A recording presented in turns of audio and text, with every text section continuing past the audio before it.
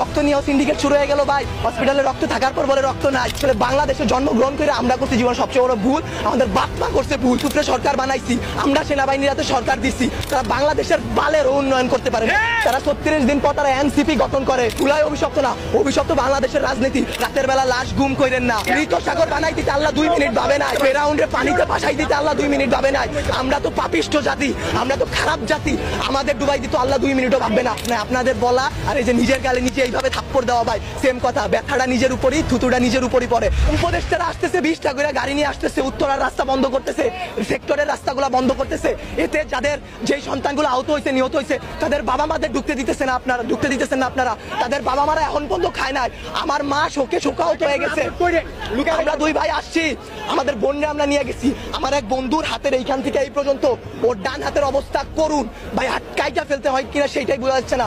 আমার ওই বন্ধুরই ছোট ভাই ক্লাস 7-এ পড়তো, ওর ঢাকা মেডিকেলে ভর্তি আছে ভাই। কি করবো বলেন? আপনারা যে নিউজ দিতেছেন ভাই, মিনিমাম মারা গেছে 150 থেকে 200-র উপরে।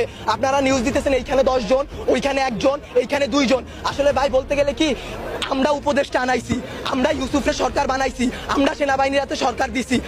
গালি ভাই ওই যে চিত হয়ে স্যাপ ফেললে কার উপরে পড়ে? নিজের উপরে পড়ে। ওই রকম ভাই গালি দিলেও নিজের গায়ে খারাপ লাগে যে এক শেখ হাসিনা খুনি হাসিনারে পাঠাইছি, আরেক খুনি দলরে নিয়ে আসছি। দেশে এইসব হয়ে যায়, রাত 2টা-3টার সময় খবর আসে এইচএসসি পরীক্ষা বন্ধ। কেন ভাই আপনাদের কেন 3টার সময় নিউজ দিতে হবে? রাতে 9টা বাজে আপনারা লাইভে যান নাই, রাতে আপনারা দেখেন নাই, দিনে আপনারা ছিলেন না। নটর ডেম কলেজ এইচএসসি বন্ধ করার আগে তারা বন্ধ করে দেয়, ঢাকা কলেজ বন্ধ করে দেয়, আইডিয়াল কলেজ বন্ধ করে দেয়। আপনারা শিক্ষা উপদেষ্টা, আপনারা আইন উপদেষ্টা, আপনারা পরীক্ষা বন্ধ করেন না। আপনারা বলেন না পরীক্ষা চলমান থাকবে। কাদের নিয়ে পরীক্ষা দিবেন?